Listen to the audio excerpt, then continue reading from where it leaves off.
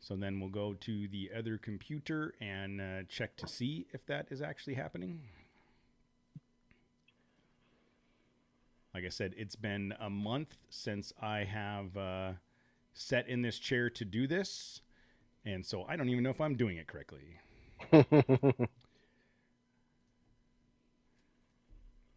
All right, we are actually live. There are things happening. We are live. And any minute now, someone will be making fun of us in the chat room as Casey is throwing back a tall boy with his kid in his arms. It's a Diet Shasta cream soda. I love how you felt the need to justify it and I'm just correcting yourself. you. I mean, if it was a tall can, I would have been like, yeah, it's a tall can. I'm trying to stay But it's hydrated. not. Yeah. Okay, so live feed is streaming. That's good. Audio is recording. That is good. I think we're ready to go. Are you guys ready? David, are you ready? Ready. All right. Rain, are you ready? Mm-hmm. He doesn't look ready. I got to be honest. He looks fussy. Yeah, he looks fussy. He's gonna. He just ate, so he shouldn't be fussy. Okay, then he's gonna fart or burp on the air. One of the Poop his two. Pants. Oh, is yeah. what he's gonna do. It's the second time that's happened on the show. So that one time camping. I would love to hear the story of who was the first one to poop their pants on the show, because I don't recall it. Maybe it was me. Hey, what's up, Mark? How you doing? What's up, Betty White? All right, here we go. We're going to count down 3, 2, 1. We'll go silent for a little bit, and then we will roll. Ready? 3, 2, 1. Well, dude, That was enough of that Time- right now, dude. timed You're about perfectly. to get kicked out, kid. I don't have time for this. 3, 2, 1.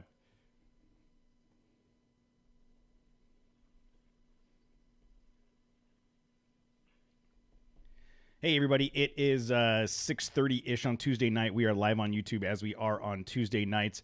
We are joined by two special guests. The first special guest is my 7-week-old nephew in Casey's arms while he's doing daddy duty and podcast duty at the same time. And we are joined by David Ladd from Armorlite. How are you doing tonight, man? I'm doing awesome. Thank you. Yeah, thanks for joining. I appreciate it. Through the course of the last couple of weeks, we've gone back and forth with getting this scheduled, and I'm glad it all worked out. We were talking earlier about how I have been traveling for several weeks, and this is the first time I've been in the studio. That Matt and I have been in the studio together for like a month. So, And surprise! Yeah. I'm also in the studio. So I feel like we're trying to figure. It's like episode 2. I feel like we're starting all over again. Thank God for Google Maps. I was able to find my way back to your house. So It's been a while. I apologize in advance for our lack of polish. We've been making this up for We've 246 been apologizing episodes. every episode for our lack of polish. So David, where are you at in the world right now? I'm in Detroit. Uh, It's the automotive mecca, right? So there's nowhere else to be if you're making parts for cars. and it is also cold, right? We've had what we call our Indian summer, which is a little burst of nice warm air we get for about 4 or 5 days. So it's been in the 70s, but it's going to end very abruptly, and then we're going to go into our cold. Yeah. You know what? This past weekend was the first day I went outside in the morning.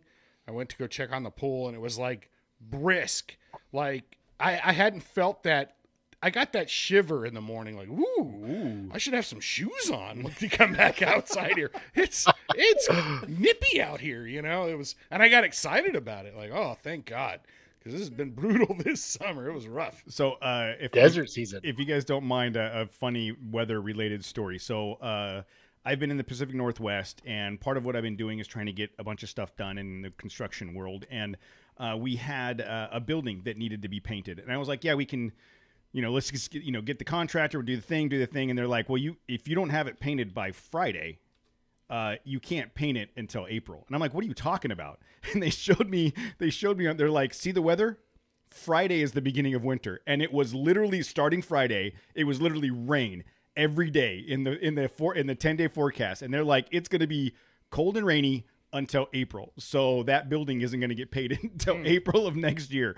So it's, it's not something, as a Southern California kid, it's not something I ever considered. I was like, we have 300 days a year of sunshine. I didn't even think about weather being a problem. I think that's why Casey named my nephew Rain, is just because we never see it and just we need to be reminded of its existence.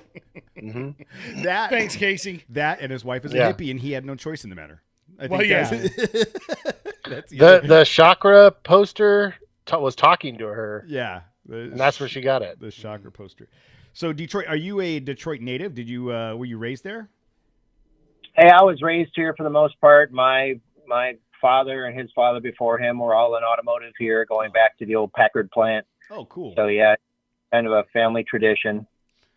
Very cool. Got 10W chains.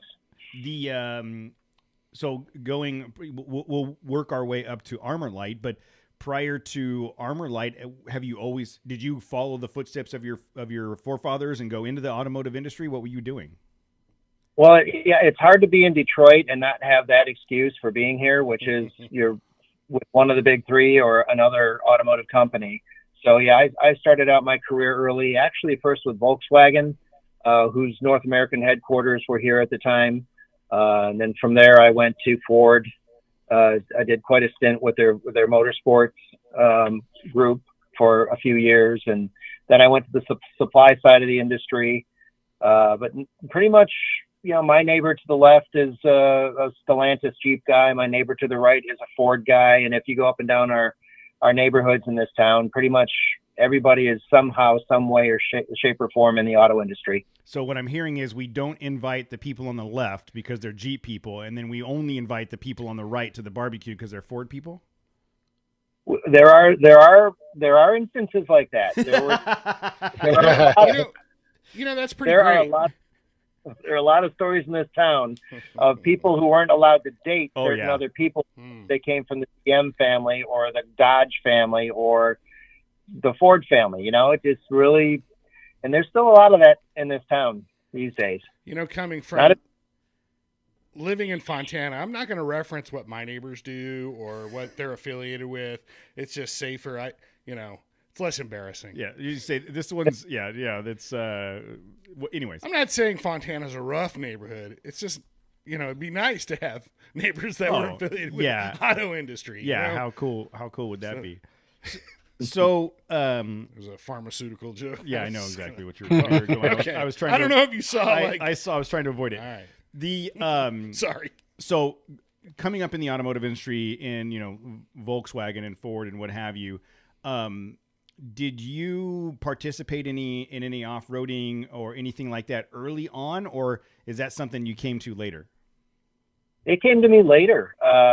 Most of my career, my pastime, my enjoyment was, it was like I said, I was with Ford Motorsports for a number of years, and I was plugged into their NASCAR and their Trans Am, their IMSA GTO, GTP, a lot of the racing series. And that included some of the off-road truck racing series with Manny Escara and Robbie Gordon. I used to travel with the race drivers like Robbie Gordon, and my job was to kind of break them in on the marketing scene. And I think they actually broke me in because they're race drivers, right? Yeah. Those guys are a breed, and you don't bend them to your way, your corporate way. They bend you to their way. Yeah. So, those were some interesting years. And that, I don't know if you ever saw Days of Thunder with Tom Cruise. Yes. Of course. Literally. Of course. One of my favorite movies. Yeah. Yeah. And that was filmed while I was with, I'm dating myself now, but that was filmed while I was with the Ford Motorsport program. And I can tell you that every little anecdote and story that was in there was true. Those were all taken different. I have a Days of Thunder reference story. I was golfing with my boss, who's 30. I mean, I pretty much could be his dad, I think.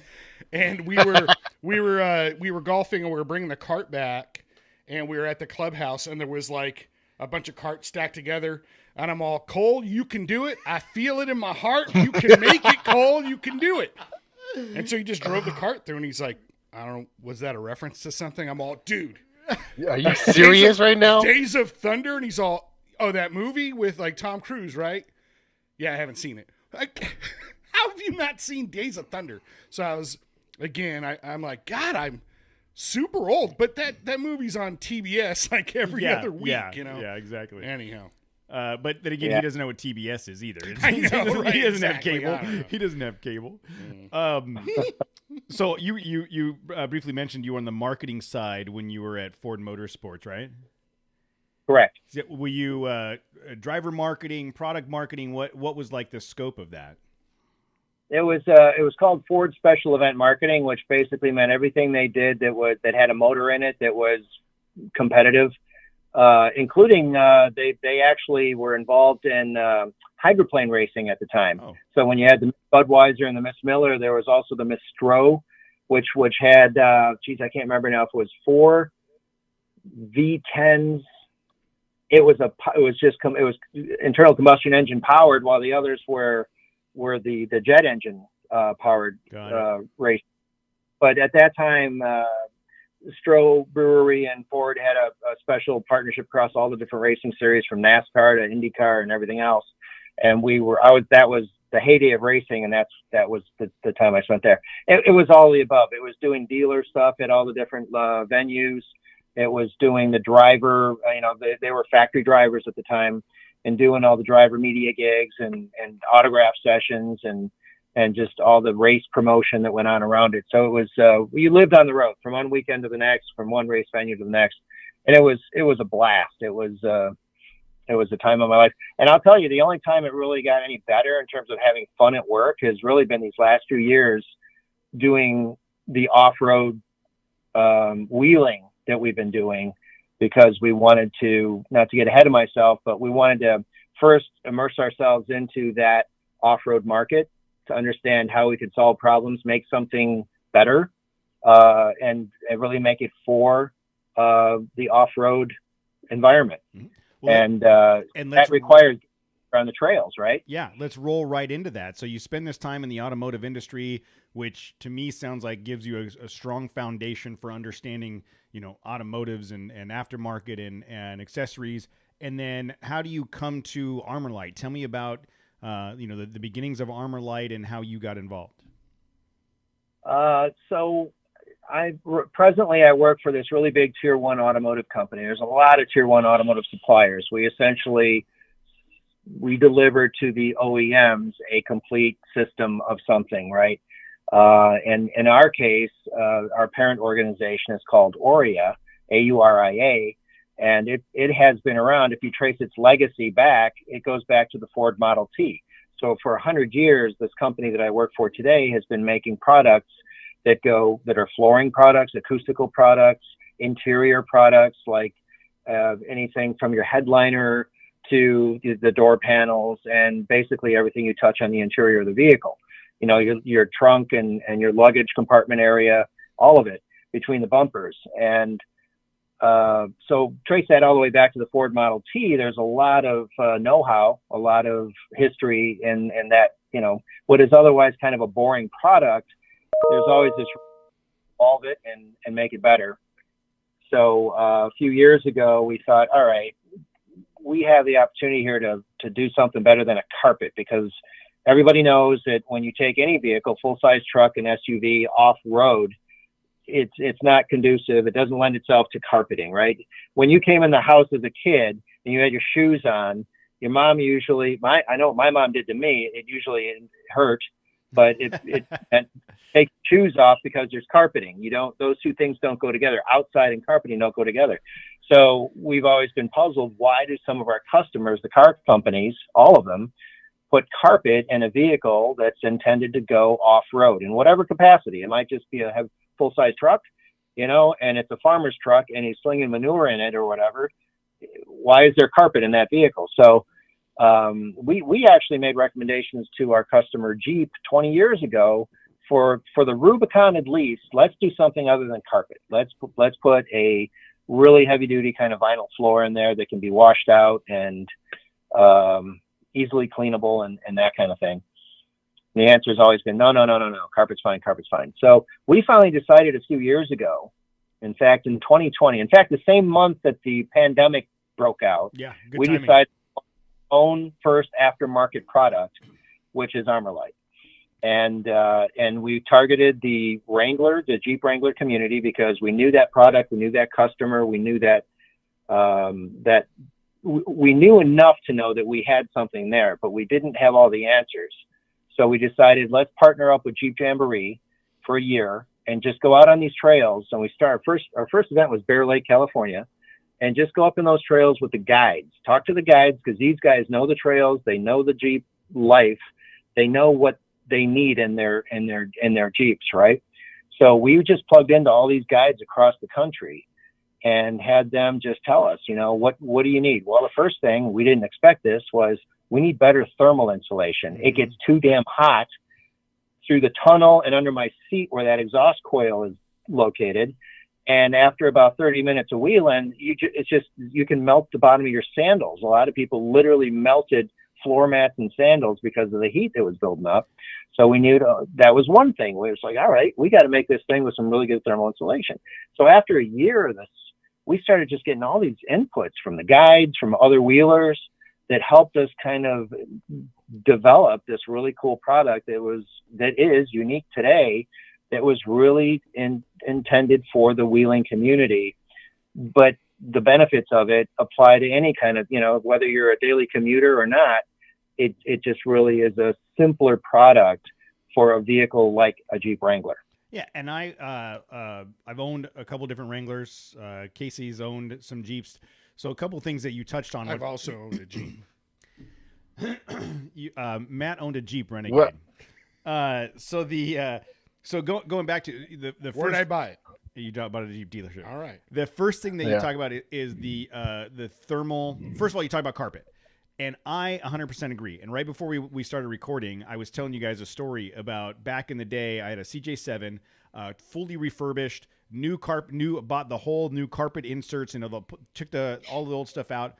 And I had to do it twice because I would come out at night in Southern California with the top off in the summer, and I'd come out and I'd open my canvas door, my soft top door, and the cats would scramble. And the cats would climb into my Jeep and pee in the Jeep, and it got to the point where you can't clean that out, which is part of the reason I hate cats today. So I agree, and I always felt like the Jeep with I kind of got it like the heebies with the top off. After a period of time, the carpet gets this weird compact coating on it, when you touch it, especially with the cat pee. Yeah. Yes, you touch it with your fingers, it's gross. Yeah, it's got the that's called urine coating. I get the heebie-jeebies. So first, I agree with the carpet statement. Second, like I was saying, are you sure those were cats? Second, the insulation in there. So I hated the carpet in my CJ so bad. In my TJ, I just ripped it out. And I had the intention of rhino lining the inside. I never did.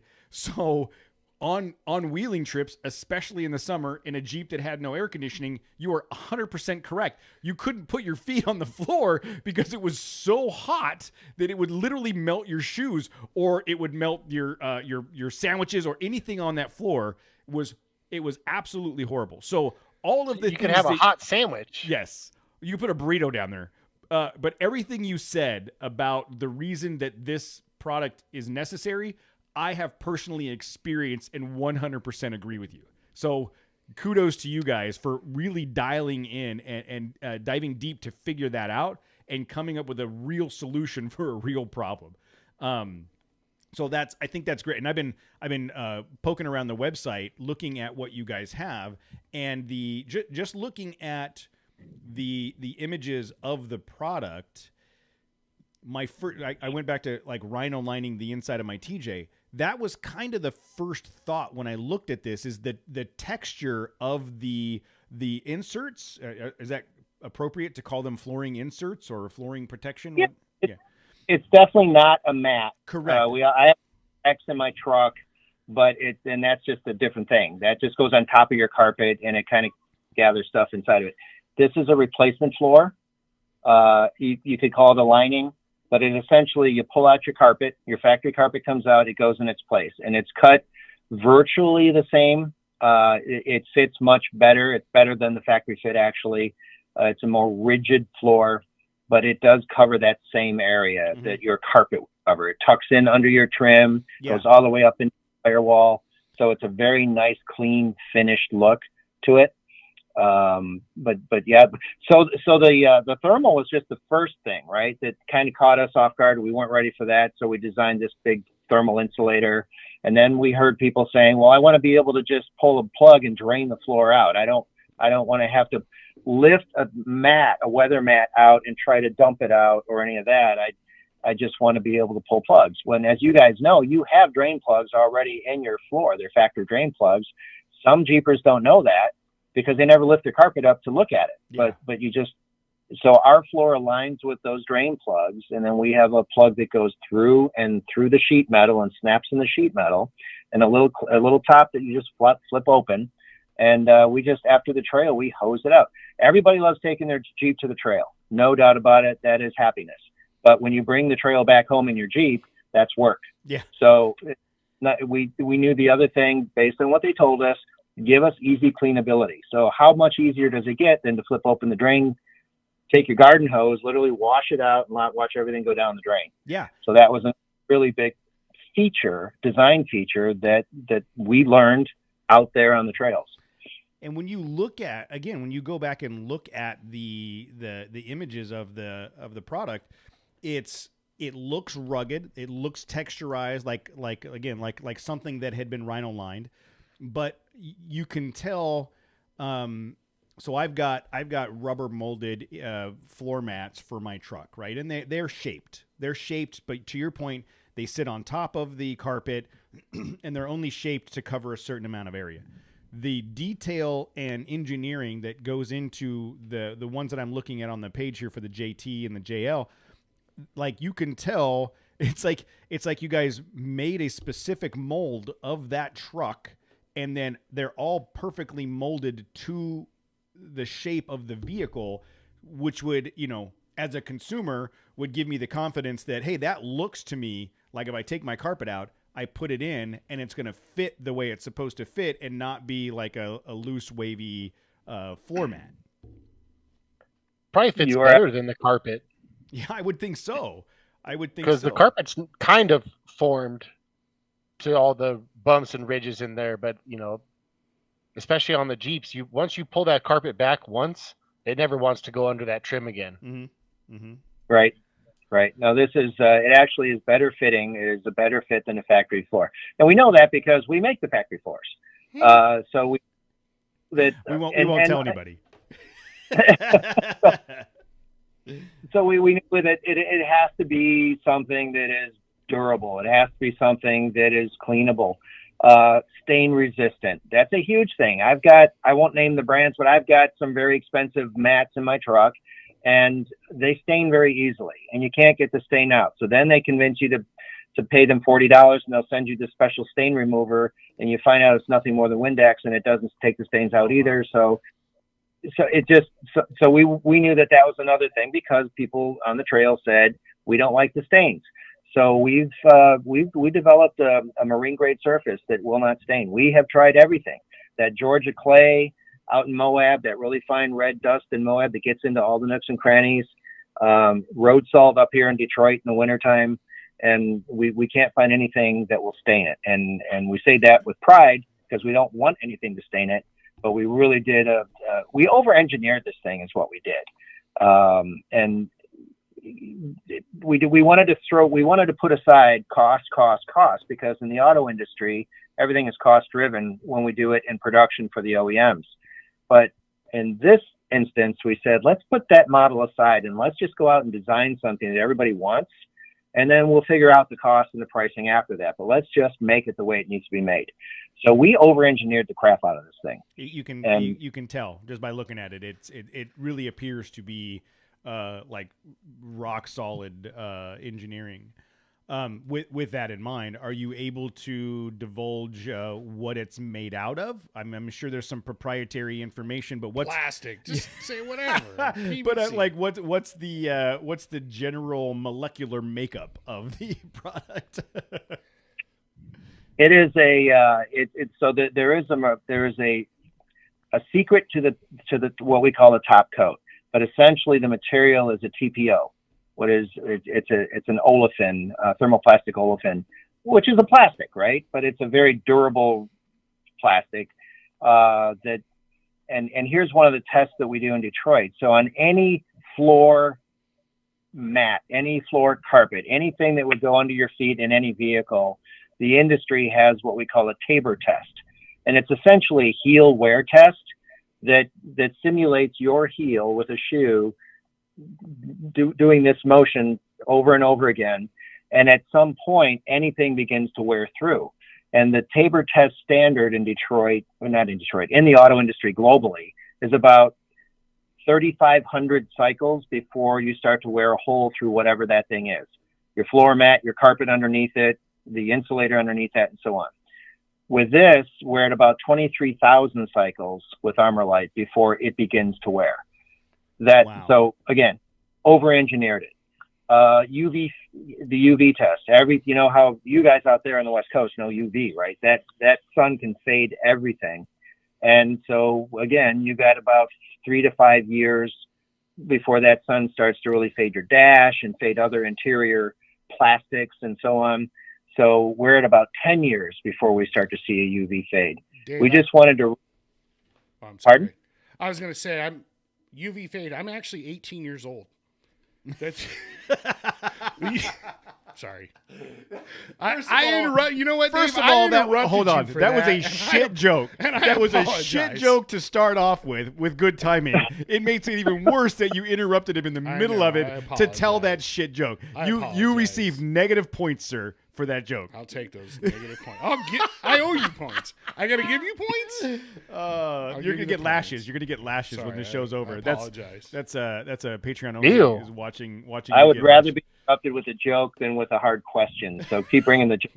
Okay, I don't have any. We don't have hard questions. Dave. We're not. All I have is jokes. Yeah, we're not. Horrible dad jokes. We're not good at that. He can mute me, but he doesn't. So I just hey. So going back to the production and everything, how long did it from prototype, from decision to, okay, this is what we're going to do? Like how many versions did you go through before you got to prototype, and how long, or to production, and how long did that take? I think our first prototype we developed around 2018. And it was pretty crude. And we had an idea that it was really durable, but we didn't have any of the ideas about the drain, water drainage and the thermal insulation. The other thing that we started to, again, just learning what we needed to make this thing become. Instead of, we have treads that are in the top surface of this floor, and we call them chevrons because they're shaped like chevrons, but they do a couple of things. They take the function of what would be an all-weather mat, and they really integrate it into this floor so that you would never put a mat on this floor. It's got all that functionality built into it, but it guides and channels the water to the drain plugs in each of the footwells. And it also gives you what we call stiction. When you put your foot in and out of the vehicle, especially if you're off camber, you want to make sure that where you put your foot is where it stays. Mm-hmm. And that's the intention of that design. So I'm kind of going off on a tangent here from the question. No. But so going back to the original prototype, the prototype didn't have those features. It was just really kind of an industrial or commercial type floor that you could hose out. But there was no place for the water to go. So then we started saying, well, maybe we should have a drain. Well, nobody else had a drain in the floor, so we had to kind of figure out, well, how do we do that? Well, a Wrangler made it easy because they have a drain plug already there. Yeah. So it just evolved and it evolved. And so from 2018 to about 2020, about 2 years of a lot of development work to the point where we had something that was commercially viable.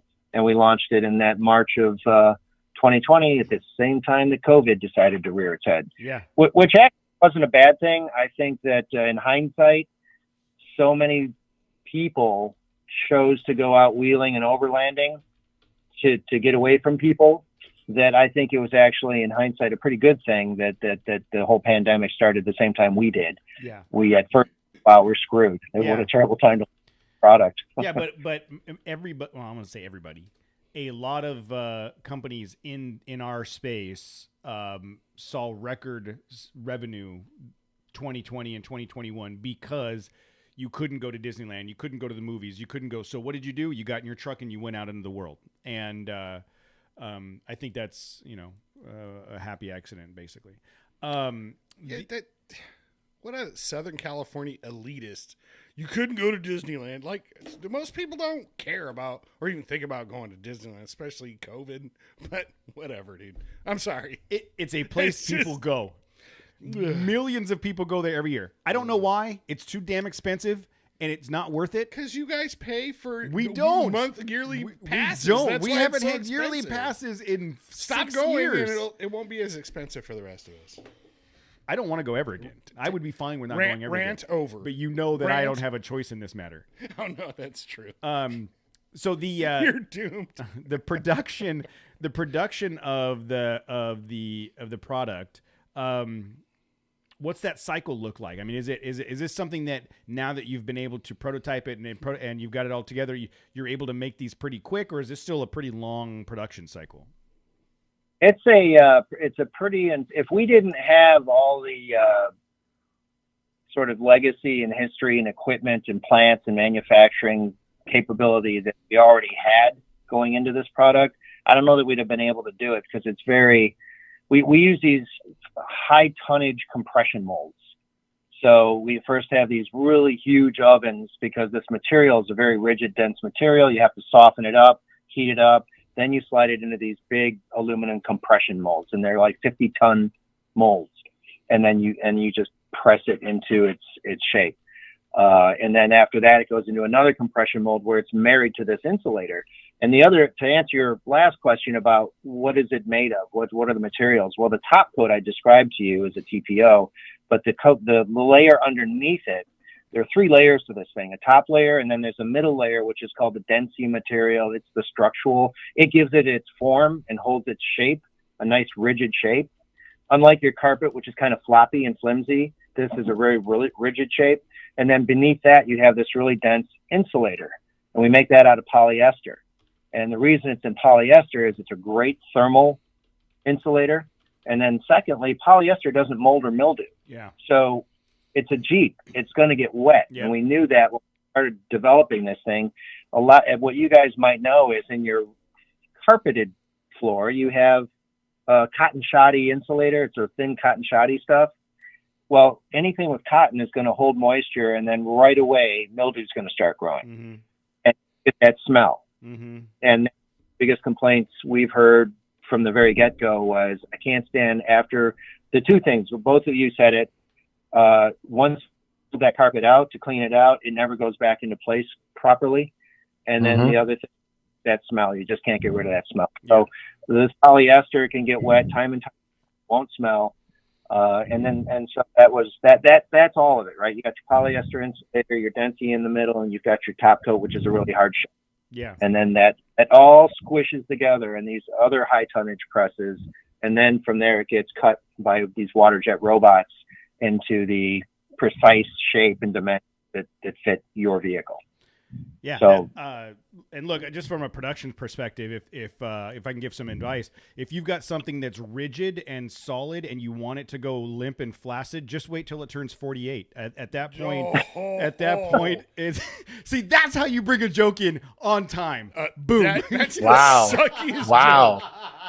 That sucked. You know what? I saw that one coming from yesterday. Like, that was so. I'm sorry, David. I just had to. Yeah, you apologized to Dave. That was garbage. Oh shit. So I do see one problem with Armorlite as a whole, and that is that I don't see Ford Rangers on here anywhere. I don't. This is a cool product and I understand why you went for the Jeep market, because it's immediately a hit for the Jeep market.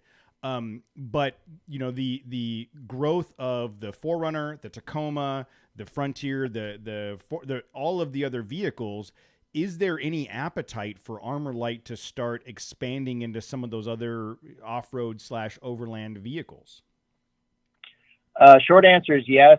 and we're already moving in that direction. So we wanted to cut our teeth on Jeep because of the reputation of Jeep, the history of Jeep, and to get that expertise and turn it into a product that we knew would work for the off-road environment, not just Jeep, but all those vehicles like you named.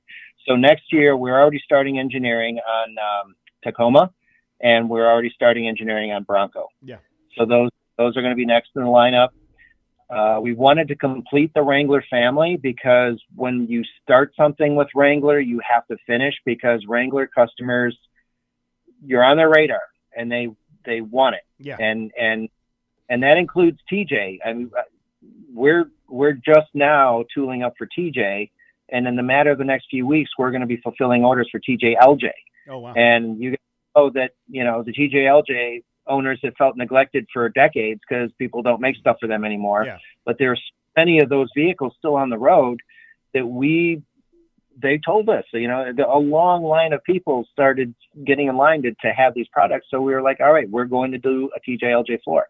And we're going to be rolling that one out in the next few weeks. So we want to complete the Wrangler family, which we hope to do early in Q1 of 23. And at the same time, we're working already on engineering for Tacoma, for Bronco first, and then Tacoma, and we're going to roll those products out next year. And again, the Jeep taking this product directly to the Jeep market makes absolute perfect sense. The immediate need, I think the immediate need for Jeeps, or the need for Jeeps, is more immediate than the other products, especially with Jeep having the removable top. That carpet gets destroyed immediately. Cats are always trying to pee in it all the time. Cats are pissing in there. It's not uncommon at all for Jeep owners to rip carpet out or do something with the carpet, right? Much more so than some of the other products, the other manufacturers. I just feel like this is a vehicle enhancing product that once people in the Toyota and Bronco and whatever market start getting their hands on it, it's going to grow. I mean, this is the kind of thing that, going back to when I had Jeeps, I would have loved to have this, but you didn't. You had, back then you had the option of ripping out the carpet and buying a cheap carpet kit every 2 years, or ripping out the carpet and rhino lining it. And when you rhino line it, you get durability, but you don't get any of the thermal protection. You don't get any of the other features that you're offering. So I'm glad you mentioned the spray-in liners, and I don't want to knock them because they are very durable. I'll give them that, right? But some of the feedback we got early on, and a lot of the feedback we've received since we've introduced this product, have been from those people that have gone through the expense and the labor of doing a spray-in liner. Not just rhino, there's lizard skin, there's so many of them, right? Yeah. But with all of them, it's labor intensive, it's expensive if you have someone else do it, and you're pulling all your seats out and you're going through all this effort. And then you have all your wire harnesses are exposed. You think your vehicle was hot before. Yeah. Really hot. Yeah. And noise, your acoustics, you have no more acoustic controls. All your acoustic insulators are gone. So then those people have come to us and said, okay, I've gone through all this effort and cost. Now I want to buy your product to cover that because I can't stand how hot it is, how loud it is, and all my wires are exposed. Yeah. So word of caution to anybody listening who's thinking about spray-ins, you can read our product reviews. We've got a lot of them up there that say, I wish I hadn't done the spray-in. I wish I had just done this, because this will give you that same rough, durable, cleanable surface, but it'll also give you that thermal insulation. It'll knock the noise down tremendously. We weren't even aiming for noise. We were just aiming for heat, but because it's such a dense insulator, it really does a good job on noise too. So, so I'm glad you mentioned that, because that is an issue that if we can help somebody save a buck here or there and not go that direction, then they might want to consider this. Yeah, 100%. I mean, I don't remember what the cost. I remember quoting it out to have somebody else do it, and it was way more than I could afford at the time. And then I started going down the route of doing it myself. And then, what everybody told me was, besides it's in the prep, I'm sure. Yeah, besides the fact that you got to rip everything out, if you don't do the prep exactly perfect, it won't stick and you'll be doing it again. And I had a buddy that did it, and then right where your feet are was gone because he didn't prep it correctly. And he's like, I got to do it all over again. And I remember getting to the point where I had no carpet left in the Jeep, and I was just like, well, I guess this is it. I guess, like, I don't know what the solution is. So I drove it for probably 2 years with no carpet. I put rubber mats in it and went, this is, fortunately it wasn't my daily, but, you know, if it was, I wouldn't have been able to do that long term, because you could hear every rock in the trail. You could hear every crack in the road. And it was hot as balls. It's definitely not something you want to use long term. Right. So going back to the other products, I'm excited to hear that you guys are expanding into other products. I do feel like there's a market there outside of the Wrangler, especially Bronco, because Bronco is another one of those top-off type vehicles that comes with carpet that the carpet will eventually get destroyed. So what else? So looking at the Armorlite website, which is goarmorlite.com. You can go there and you can find them. Go Armorlite on Facebook, on Twitter, on Instagram. You can search Armorlite on YouTube. Looking at your social media presence and your website, it appears as though you guys have built a couple vehicles and you guys are out. You guys are out beating these trucks and going on trails. How often do you guys get out into the community and go wheeling? I just got back from the Cumberland Gap last night. No, what's today? Sunday night. So that's the Tennessee-Kentucky border. Okay. And there's some really good wheeling there, and that was a Jeep Jamboree event. 3 weeks ago, I was in Ouray, Colorado. That's not as technical. That's just beautiful. Mm-hmm. Basically, you're doing. What I don't like out there is you're doing those shelf roads, which is, you know, you've got. I don't like. My wife calls them the cliffs of doom. Yeah. So and then, you know, we do Moab, we do Rubicon.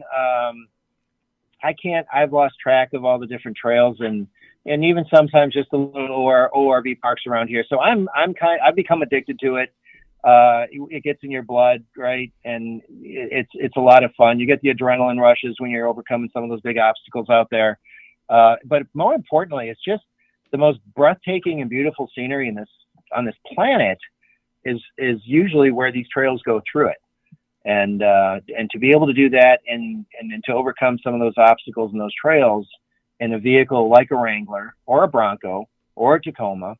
Hell, I saw Subarus up at elevation in Ouray. I couldn't believe they had made it as far up that they did. They weren't modified. These are just factory Subarus that hikers had taken to the highest point, and then they got out and went the rest of the way. That was impressive, right? But to do that, and then the next day you get in it and you go to your job or you go to the grocery store, that's cool. And there aren't any places. Before the aftermarket gig, I was still automotive, but I was going all over the world, places like India and China and Europe constantly. People don't do that in those places. This is not just a very American, it's a very North American, but I would even say a very American experience, because clearly when other colleagues of mine come over from different parts of the world, they're like, only in America can you do this, right? Yeah. Because like Europe, you can't go off-road with a vehicle. Those lands are all federally protected. There's no way you're taking your vehicle off-road without winding up in jail, right? It just doesn't happen. So it's a very cool experience that we have to be able to do that kind of thing. And I enjoy the heck out of it. And not to mention, I think some of the coolest people I've ever met have been those people I meet out on the trails. Mm-hmm. Just, you know, other examples that came up the other day, and I had this personal experience recently. There's this, you know, when you're driving down the highway and you see a car that's in distress or there's an accident, and there's almost always a Jeep pulled over that's the first to jump in and offer help, right? And that's just cool. It's some of the funnest people I've been around have been on these trails. Yeah, we love the community. We talk about it all the time. You know, it's part of why we do what we do. And it's interesting that you bring up, even when you get accused of being a Karen. Yes, yeah, because you care so much. Our own Karen over here with his kid is causing trouble on the trails over there.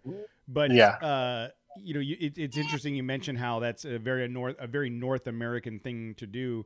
And I would agree with that. There's, you know, we have the ability, especially here in Southern California, we've got so much public land to where we can just go hit dirt at any given moment.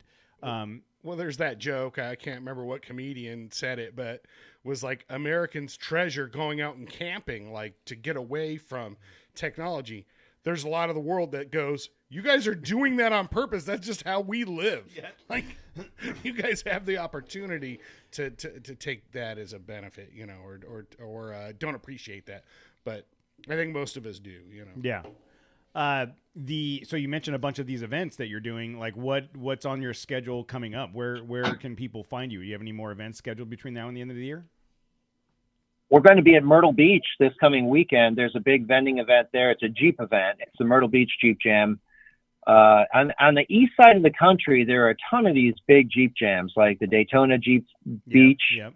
The Smoky Mountain Jeep Invasion is huge. Thousands of Wranglers descend on Pigeon Forge and for about 4 days in August, and it's just, you really experience, you know, the Jeep life. And again, that's just Jeep. You know, Bronco, they've got their own thing that they're starting to do around the country in the same way, slightly different, but the same way for Bronco. And I know that west of the Mississippi, Tacoma is huge. I see it every time I go west of Mississippi, and you guys are living it out there.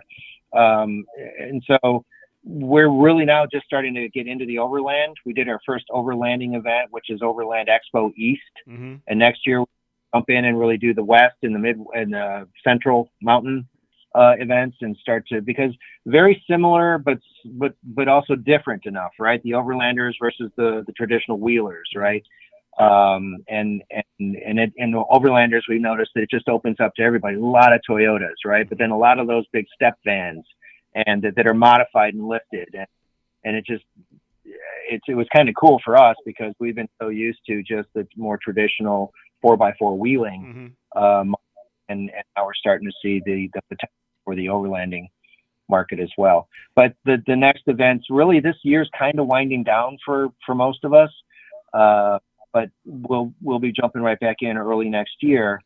A number of vending events across the country, and we're going to continue to be partnered up with Jeep Jamboree. We're a sponsor of Jeep Jamboree, and we'll be going to as many of those events as we can next year. But I just love to plug back into.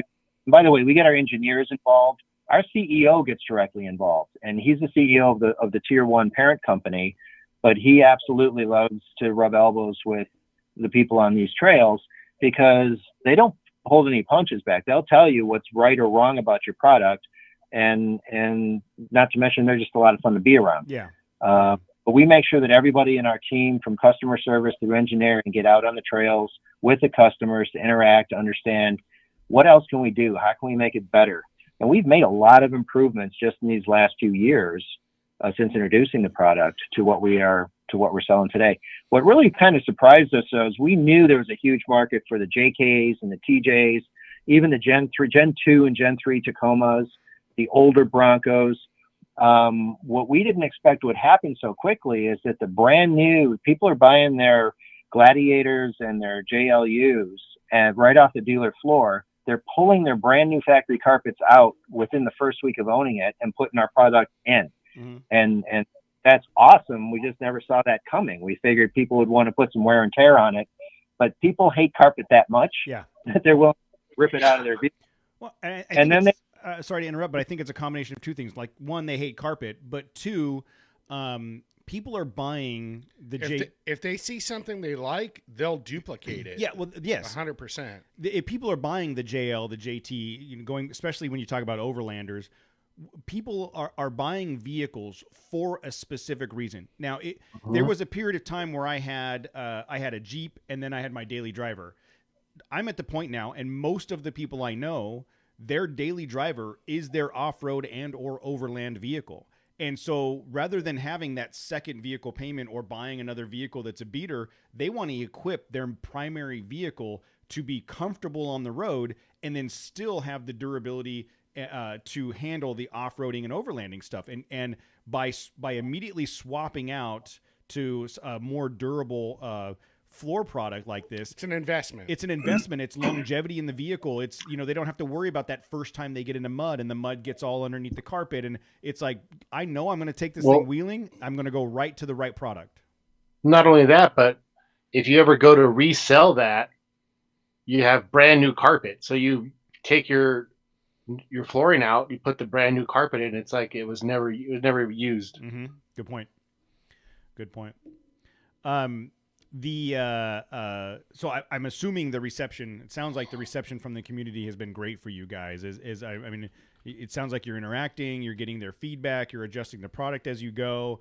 Has there been any one product in particular that has sold more than you expected, or which of the Wrangler lineups is really your primary? JKU is by far our best seller because there are just so many of them out there. We're curious to see how TJLJ does. The pre-order has been pretty good. The number of people that have approached us over the last few years about doing TJLJ, it's a big number of people that are out there.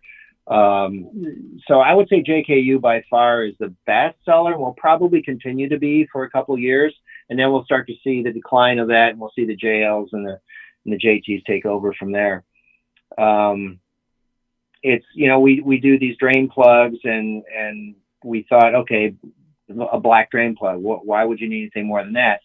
But then we started hearing, well, can you do them in different colors? So we started adding these. I think we love our colors. We love our orange. colors.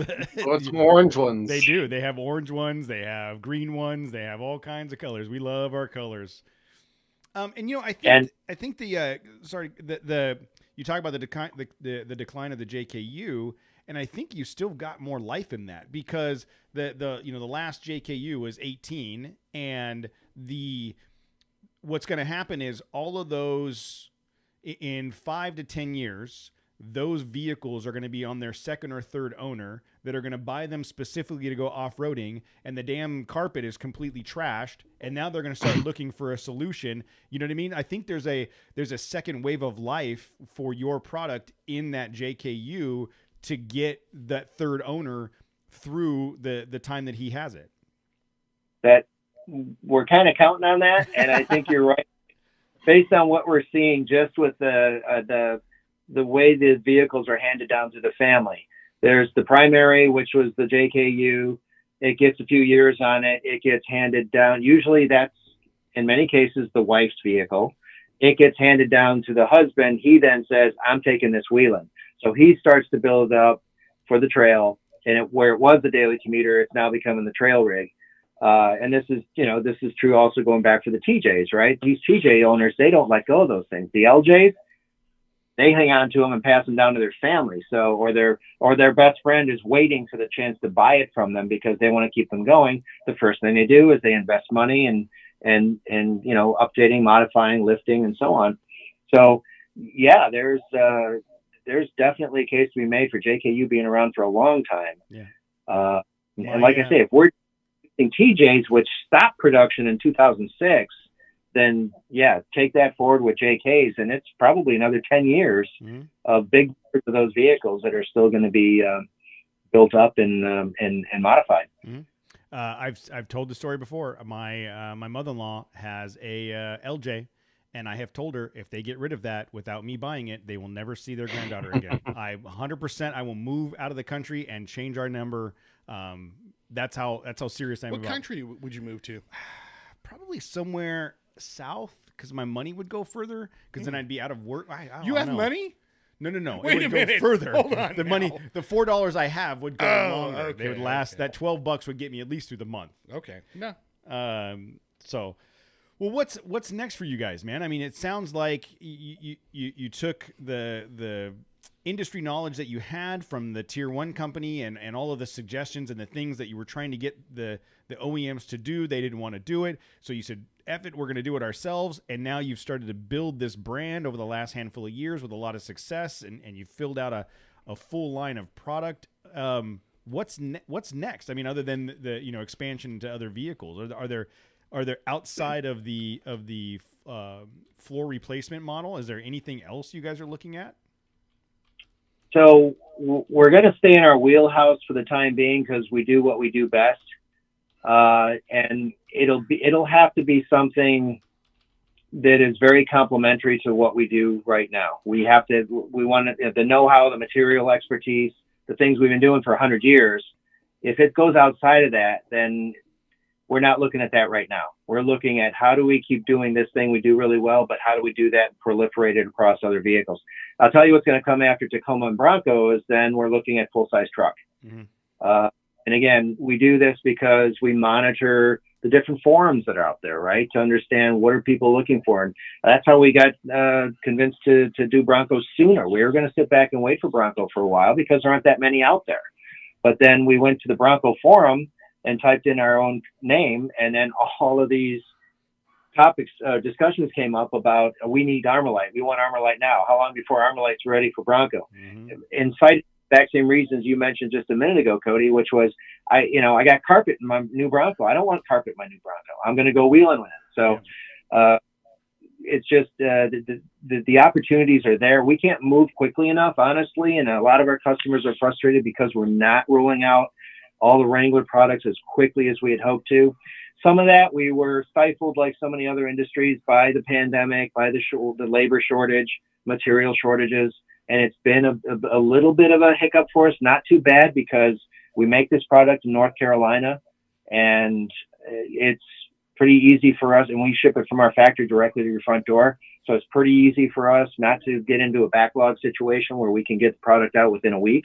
But we oftentimes have to rely on raw material suppliers, and they have issues or they have labor shortages. And so for the last couple of years, for the whole world, it's been upside down and a little bit frustrating. Yeah. And it's really hampered our ability to get these products out as quickly as we had hoped to and even had promised. We were telling our customers, yeah, we're going to have this TJLJ out about a year ago. Well, here we are a year later.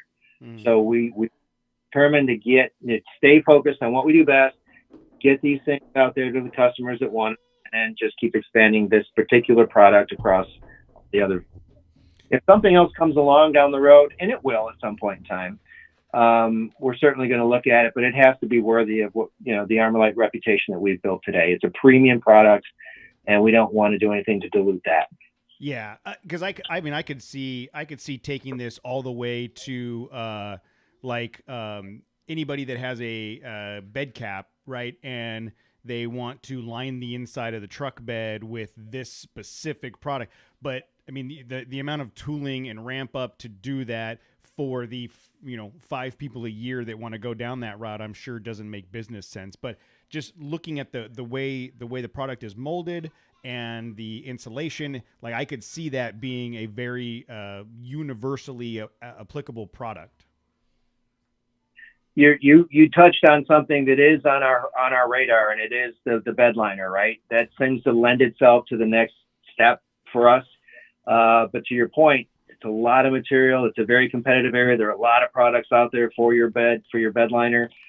So we're going to have to do it in a way that's better than everybody else, or we're not going to do it at all. Yeah.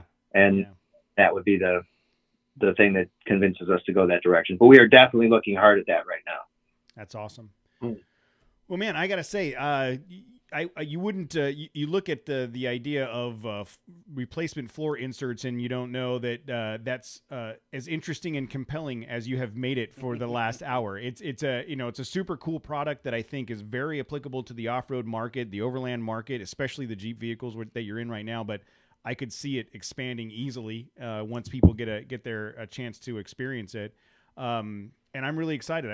If you're ready to prototype a Ford Ranger, let me know. I was going to say that last before I had to step out there. Step one, find Nissan Frontier forums. I don't know if they exist. And then me and Casey should blast where's my Armorlite stuff? Yeah. When are they coming out with Nissan Frontier? And then maybe after a couple of decades. Yeah. Well, I'll tell you what, I've had my heel I've already burned in that carpet quite a bit, more than 3,500 times or whatever it was, because I have a hole in my carpet right below the freaking gas. You're right at 3,800 at this point. Can I just buy a section of it and then cut it out and just put it where my heel goes? Yeah. Oh no, there's duct tape on it right now. Oh well, I'm talking about Armorlite. I just cut it in and patch it in. Yeah. Well, David, seriously, thank you for joining us and hanging out, and I appreciate it.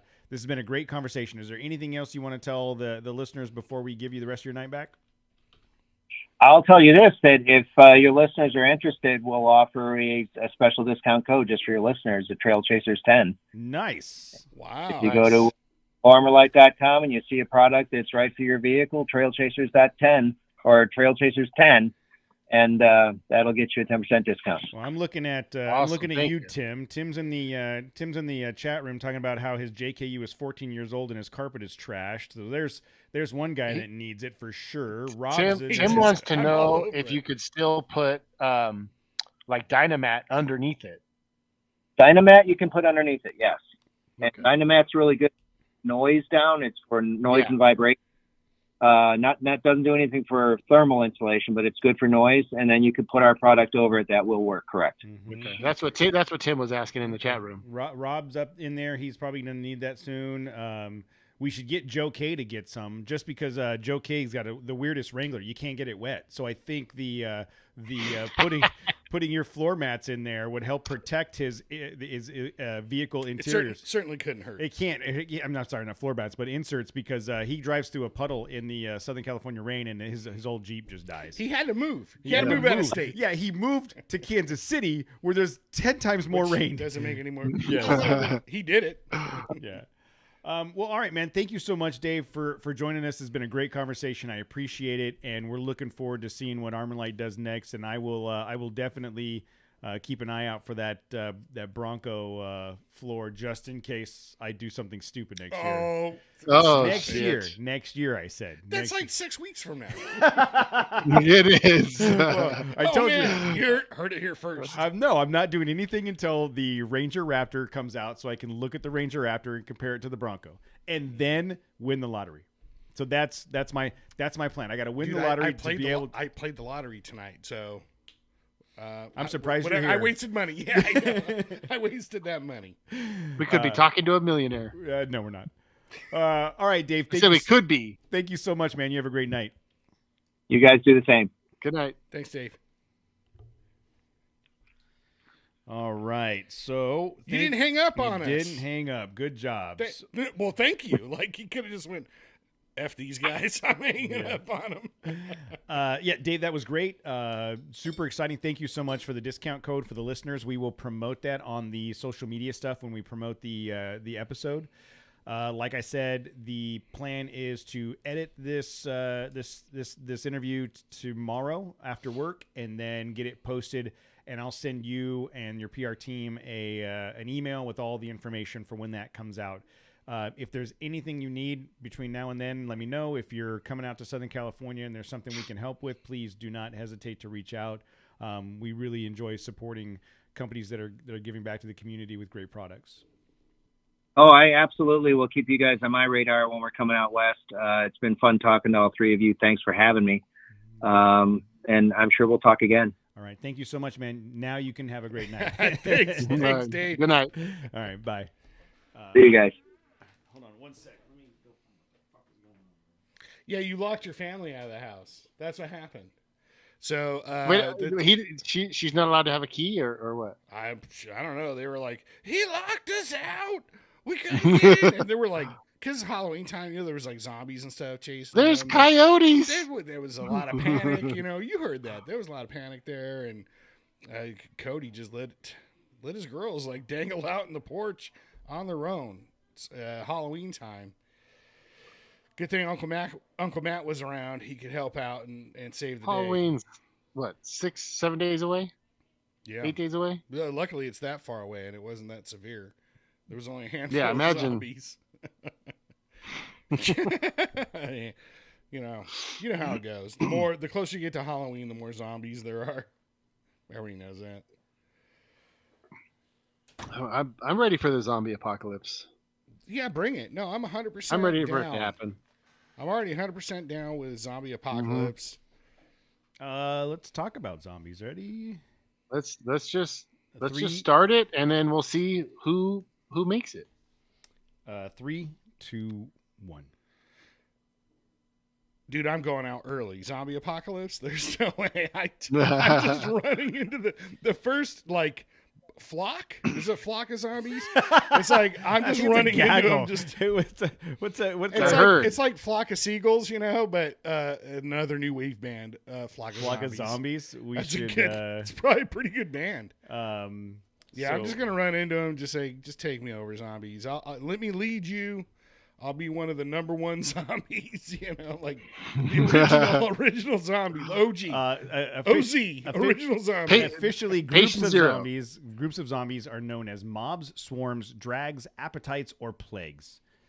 So that's what you would. Appetites? I'd be a drag. Look, how does that make any fucking sense at all? Look, I didn't write this article. It's on Fandom on Zombiepedia.com. There's a zombie. Zombie.fandom.com. You can call a horde a herd. So I mean, all of the things. So a flock is not accurate. It's a gaggle. I think the zombie apocalypse has already started. I don't know if you've driven through downtown LA recently. I shouldn't laugh. It's not funny, but it's a little funny. I think it's happening. Like, just thankfully they're just staying down there. I've not driven I don't know, through downtown LA intentionally. Man, it's not good. All right, so on that note, Casey was late to the show because he was feeding his kid. I'm trying to tell him that kid's eventually going to have to learn how to eat on his own. So you might as well just start now. I mean, let's not baby this kid. We got to get him tough. We got to get him up and. Let's not baby the baby. Not baby the 8-week-old. That fool should be delivering newspapers at least right now. Yeah. And I don't care if nobody buys newspapers no more. Just get out there and sell. Oh shit! Gotta get my other son to get a job first. Woo! Oh, dude, man. Right? You know how you make that happen is you hold up those keys to that 4Runner and say, "Hey, you see this? You want to drive this? It ain't gonna insure itself. I don't know if Dad. Well, it is right now. I don't know if Dad made that deal with you, but for me, I had to pay for my insurance a year in advance. I had to work in the summer to pay for my insurance a year in advance. And the 1 year I ran out of money, I didn't make enough money in the summer because I blew it. That my insurance ended at the beginning of like the middle of the year. I had to go get a job at a pizza joint to continue to pay for insurance. Was it Bullwinkle's? No. It was Double or Nothing Pizza. It was, and then which became Pizza. Was it Pizza Pirates first? I don't remember. I think it became Pizza Pirates. It was Double or Nothing Pizza. Oh no, I worked at Little Caesars first, and then went across the street to Double or Nothing Pizza. Yeah, I was a Bullwinkle's Pizza, so. You got elitist. Fired. Didn't you get fired from Bullwinkle's? I did because I was making little pizzas. Well, two things. If anybody I work with now, please cover your ears. I don't want you guys to know how I used to be. So yes, your lack of morals or hygienics. Because I used to just I remember one day it was like a Saturday, Matt. The other pizza maker called in sick, so you're on your own today. Saturday at Bullwinkle's, the family fun center. Yeah, so Bullwinkle's is backstory here. Bullwinkle's Scandia. is batting cages. People don't know what Scandia is. Yeah. It's batting cages, go-karts, bumper boats, mini golf, and arcade. It's like the Disneyland of mini Disney. It is mini Disney. Yes. People went nuts for that shit back in the day. Yep. That's when you went to the arcade to play video games. Yes. Like you stuffed quarters Yes. and whatever. Yes. So everybody's birthday party was at Bullwinkle's. Oh yeah, if you were anybody, you had your birthday party. Dude, if you knew if you were going to a birthday party for one of your friends at Bullwinkle's, you knew their family was doing good that exactly. year. Instead of the other option was Chuck E. Cheese. You're like, Chuck E. ooh. Cheese and was then bullshit. if you got there and they handed you a cup of tokens, yes, oh, these people are filthy fucking rich. People are That's right. rich. Yep. Bullwinkle's. Yep. Boris and Natasha. So anyhow, it was a Saturday, and it was like, the other pizza maker called in sick, so you're on your own. Fuck, and it's just you just see like that ticket rail was just all the way down. There was 50 pizzas to make, and I was by myself. So I'm like, fuck it, Supreme Pizza. Like I'd made pizzas for 6 months or something. Like I know how to make a Supreme Pizza, and I was just like, bam, bam, pepperoni, bam, bam, you're supposed to weigh everything out. Yes. You're supposed to count your pepperonis. You're supposed to, everything's supposed to be measured. I was like, fuck Anybody that. got I don't have time. Look at all this shit.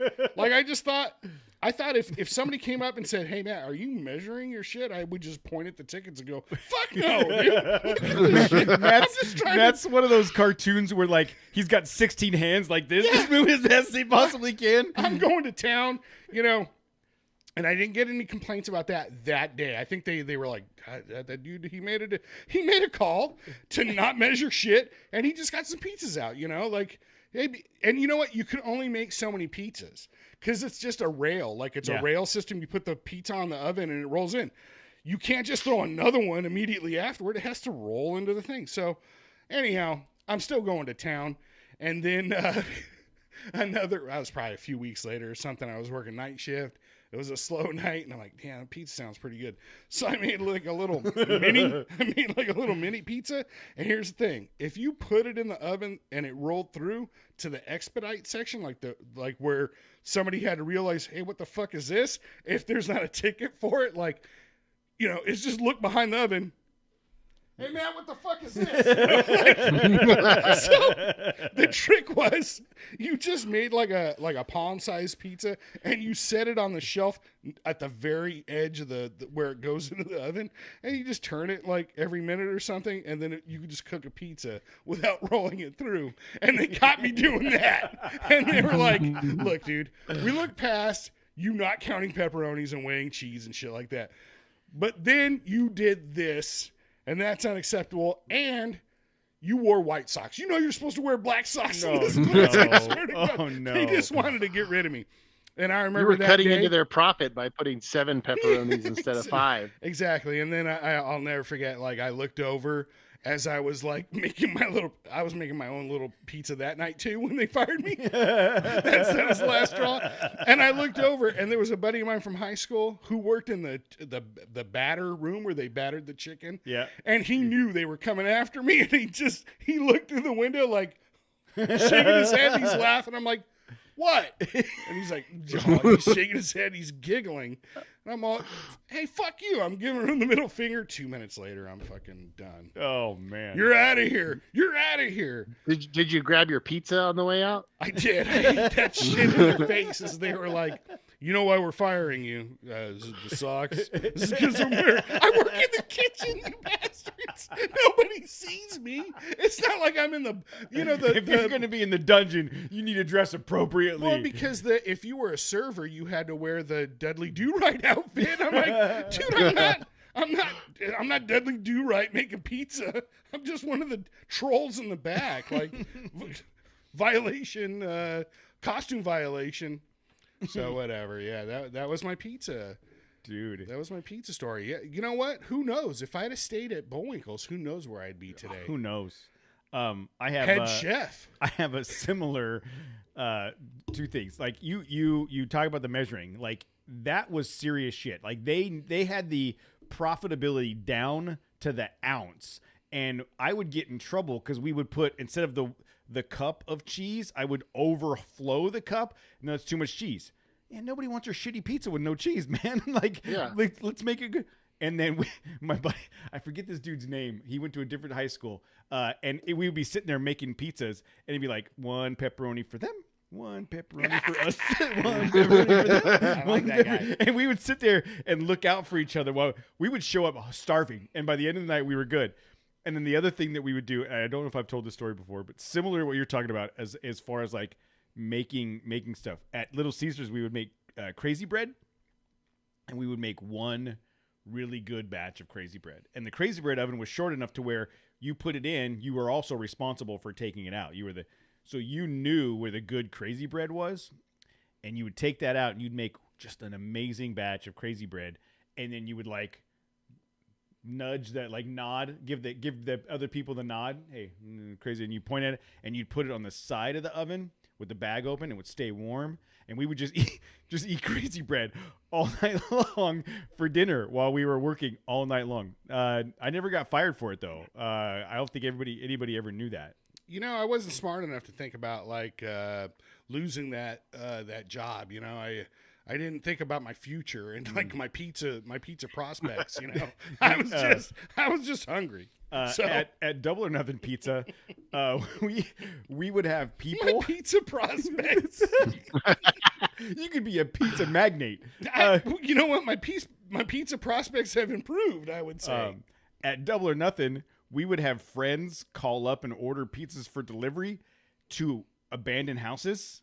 And it had to be something other than just like a pepperoni pizza. It had to be a random pizza that nobody else was going to order for that night. And so the delivery guys would grab it, go there, and be like, nobody's at that house, dude. The house is empty. And they'd come back and be like, well, we might as well not waste it. But if it was just a pepperoni, they would send it out to the next one. But it was always had to be something random combination. Matt, it's always your favorite pizza that never gets delivered appropriately. I don't know. Dude, it's suspicious. When I started delivering, this is another story. I started delivering pizza, and it was down Palmetto, Casey, so you know where that's at. So I leave the pizza shop, and I go down, and I go to this address, and I pull in, and it is pitch black. There's nobody there. It's pitch black, and I'm like, man, I don't want to get out of the car right now. I open the door, and I get out of the car, and I see a dude walking towards me. And I won't say his name, but as he's walking towards me, I called out his name, and he was like, Cody, what are you doing here? And I'm like, I'm delivering pizza. And then someone from behind me goes, oh, man, you know this fucker? And I was all, oh, shit. I'm like, all right, dude, see you at practice later. And like I played ball with him. There was 3 dudes that ordered the pizza to an abandoned house to either get free pizza or jump the pizza delivery guy that had all the money in his fanny pack. Well, I would think they would take your pizza and your money. Yeah. And yeah. Unless it was disgusting pizza. Just give me the money. So, yeah, that was... You could have threatened them with the pizza. Like, you better stay away from me. I don't know if this is another pizza delivery story. So think about how lost I am now. Imagine me at 17. Before GPS. 17. I shit you not. So there's a street called Philadelphia in our neighborhood. It's a long street, and then you can take it from 20 miles easy. And there's a north and a south. You've passed 5 Little Caesars on the way to your procedure. There's North Philadelphia going one direction and South Philadelphia going the other direction, right? You know what? People in Diamond Bar, nobody's going to get this reference, but you're in Ontario, and people are in Diamond Bar are like, we got to get Little Caesars from that fucking Ontario. Fucking 30 miles away.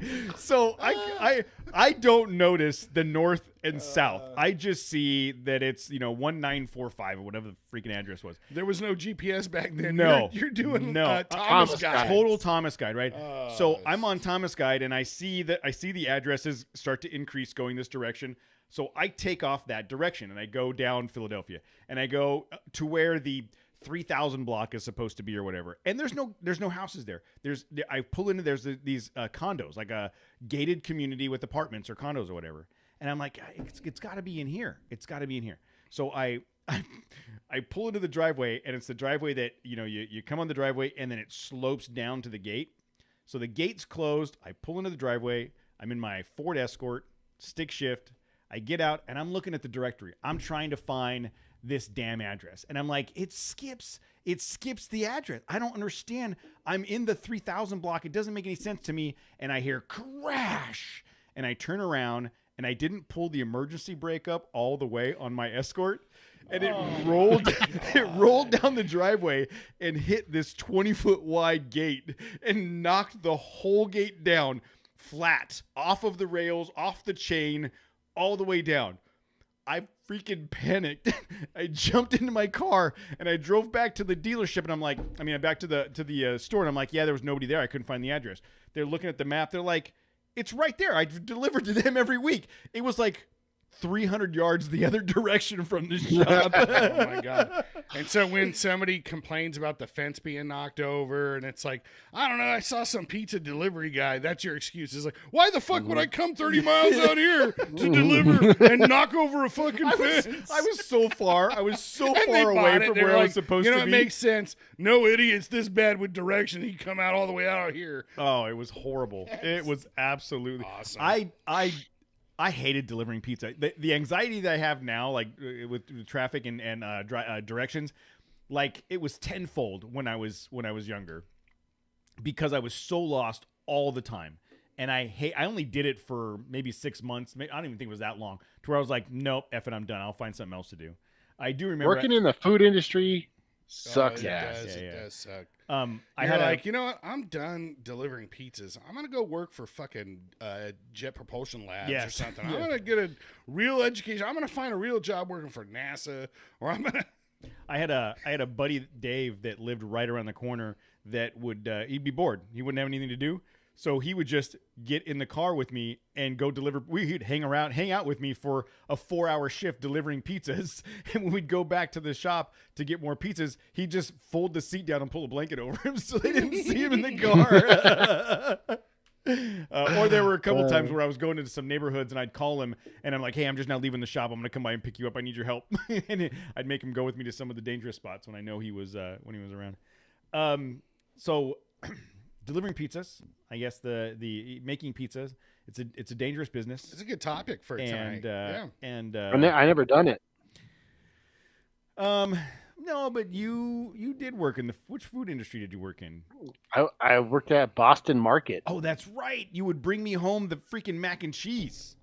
Yeah. I remember having to go pick you up from work and be like, can you get me some of that mac and cheese? The Boston Market had great mac and cheese. Okay, so here's the schedule for the week, for the rest of this week. The tonight's episode will get released on Thursday. Next Tuesday, some of us will be at SEMA, and we're gonna try to do recaps. Vegas. We're gonna try to do recaps similar to what we did last year. We will try to do a live. Oh yes, Tuesday night we should be able to do a live stream. We'll do a live stream on Tuesday night from the hotel. From the Top Golf. Yeah, we were just looking at Top Golf as an option. Trying to find. We've got a Wednesday thing booked. We're looking for a Tuesday and Thursday. I suggested we go see Black Adam one night, but we did that. We did that last year. Remember, we went and just saw a movie one night. So we will be recording. That's how you know you are old. Yes. And you suck. Is because I was happy to go see a movie. I was like, man, it was like walking $12. yeah, exactly. $12. I'll eat some popcorn, drink some soda. It's air conditioned. Be in bed early. Yeah. So we'll find something to do next week. There's still a possibility that everybody will be there at least one night. Yes, no, I don't know, but we're trying to. There's a head nod. Yeah, there's a head nod from the person who's not speaking. There's a lot of other responsibilities happening on the Trail Chaser team right now. So we're trying to figure it out. As far as I know, Matt and I will be there for sure. Jose has confirmed that he will be there, assuming he can get everything lined up. He's still alive. He's still alive. Okay. We should see that's him. good to know. We should see him in Vegas. I'll see him. I hope so. Unless he's hanging out with the Wheeling Wine and Whiskey and the Snail Trail guys, and we'll try to connect with them.